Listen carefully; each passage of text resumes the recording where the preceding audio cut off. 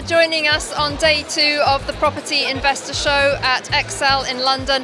And a big part of the show is networking and meeting people. And I've just bumped into a Property Tribes member. It's Mick, who is known as B-Prop on Property Tribes. And Mick, I always enjoy reading your contributions to Property Tribes, so it's lovely to meet you. What do you make of the show so far? Yeah, it's interesting. I've never been to anything like this before, so you don't really know what to expect. So just having a walk around really to start off with, and take it all in and see what's useful, what maybe isn't, and just first impressions really. So.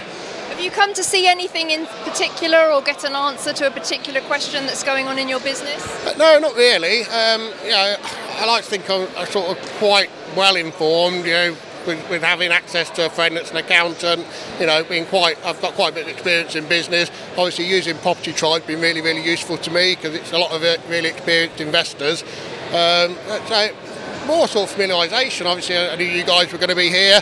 I knew, Aviram was coming with LendLord, and we've been using that. So, it's just sort of broaden horizons, really. So. Fantastic. That's a lovely way to say it. Broaden your horizons. I like that. Now, you mentioned LendLord.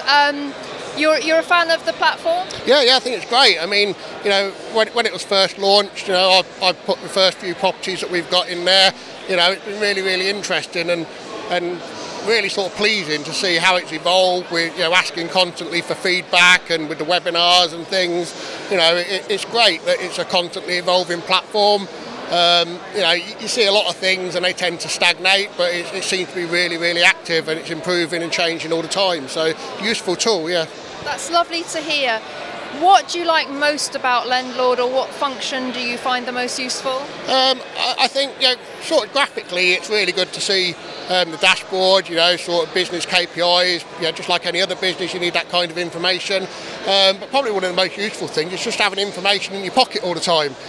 Whenever I go and see my broker, see my accountant, he asks me for information, and I do tend to remember a lot of things, but I can just pull up LendLord and all the information's in there. If you want to know when I bought a property, when the deal runs out, how much we paid for things, I don't have to remember it all. If it's something I can't remember, I can just pull it up on the app really. So. Yeah, we call it carrying your portfolio in your pocket. So it's a really, really good bit of kit, and it's so great to hear that you're using it, and that you came on board very early on and you've seen the whole evolution of it. Yeah, it's fantastic. It's really useful tool. Now, you invest in the Corby area, is that right? How are you finding things post-COVID? Did you have struggles through COVID? What's it like now? No, we were really lucky. I mean, we started about 18 months ago, bought 3 terraced houses, then found we kept our old house when we moved just because of, what things that went on with COVID. But, we've had no problems. I mean, I like to think I was quite good at sort of vetting tenants, so we've ended up with good tenants. No problems with anybody paying through COVID. We let them know that we're here if they needed any kind of help. But we've done okay. And then coming out of COVID, obviously, you look back now and with what was going on at the time, especially on our house when we moved, I had a buyer come back to me saying he wanted to renegotiate at 30% down because the market was going to crash. And we said no, we were going to rent it out. And look where we are now. That property we're selling now has gone up by 25% in that year. So, we've found that it's been really, really good.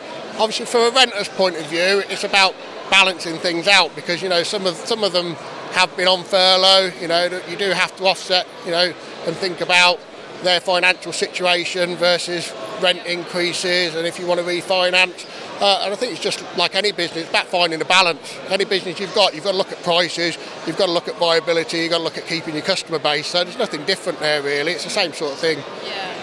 Are you feeling confident about buy-to-let going forwards? Are you going to continue expanding your portfolio, adding to LendLord?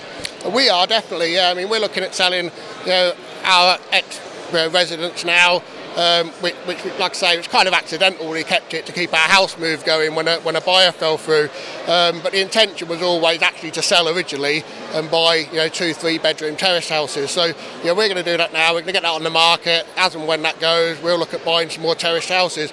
And I think there is a future in buy to let. But I think people need to come in it with a much more professional and business mindset, because it's not an amateur game. There's so much you need to follow, and especially I've come into it 18 months ago from scratch, but I've watched the market for a long time. I've looked at things. It's been something I always wanted to do. I don't think it's one of those things now where you can just say, I'm going to put my money in buying a few houses, because there's just too much you need to know, there's too much you need to learn.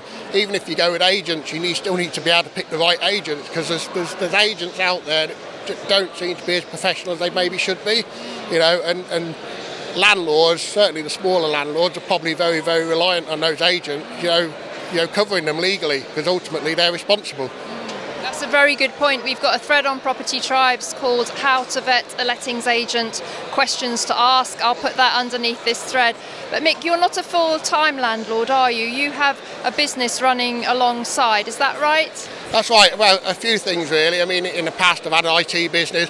I now work for a nationwide electrical company, and we do a lot of work in London as well as the rest of the country.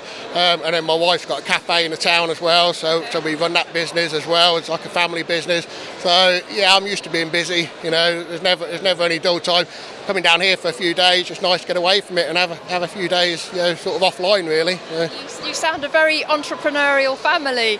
I mean, just when we were talking off camera, you mentioned that in your business, that LendLord was kind of in line with what you look for in your other business, that it gives you that information at your fingertips. Could you just tell that for the camera, because I thought what you said was so good? Yeah, basically, I mean, you know, you've got a dashboard in LendLord, so it's like anything, information in is information out. As long as you put the right information in, LendLord, you know, is bringing that up into, you know, easy visual ways of seeing things with a dashboard. You know, you can see at a glance, you know, what equity you've got in your properties, you know, what your overall, you know, mortgage liabilities are, etc. That's just like any other business. You need to know, you know, cash flow in and out. You need to know what your KPIs are, you know, depending on what kind of business. But it's the same thing. It's numbers, and not just about just seeing numbers on spreadsheets, but being able to represent them, you know, visually in graphs, you know, in a way where at a glance you can just look at them and see, you know, where your loan to values sit. It's just really, really useful information.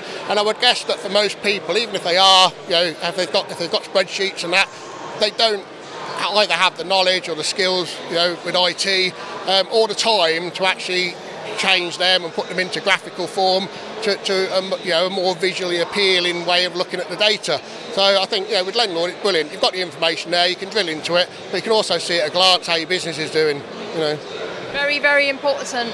Mick, it's been absolutely wonderful to meet you, and I have to say thank you for your contributions on Property Tribes. I always look forward to seeing them. I always learn so much from you, and to see you at the show and to hear your views, and you know, a landlord such as yourself who started actually 18 months ago when it was probably the worst possible time to start a property business. And do you think LendLord has maybe helped you through that a little bit? It's just a great tool. And also to be able to feed back information as well, because I've got a background in that kind of thing. You know, it's quite nice to, when I've chatted with Avram before, you know, to suggest certain things, and then, you know, a few weeks or months later, you've seen it is implemented. It's really, you know, it's nice to see that, you know, you've got that kind of ability to feed back into what you're using as well, and see it actually implemented. Fantastic. Well, thank you so much for joining me on the Property Tribes TV interview. We've been talking to Mick, who is a landlord in Corby and known as B Prop on Property Tribes. And now you can put a face to the avatar.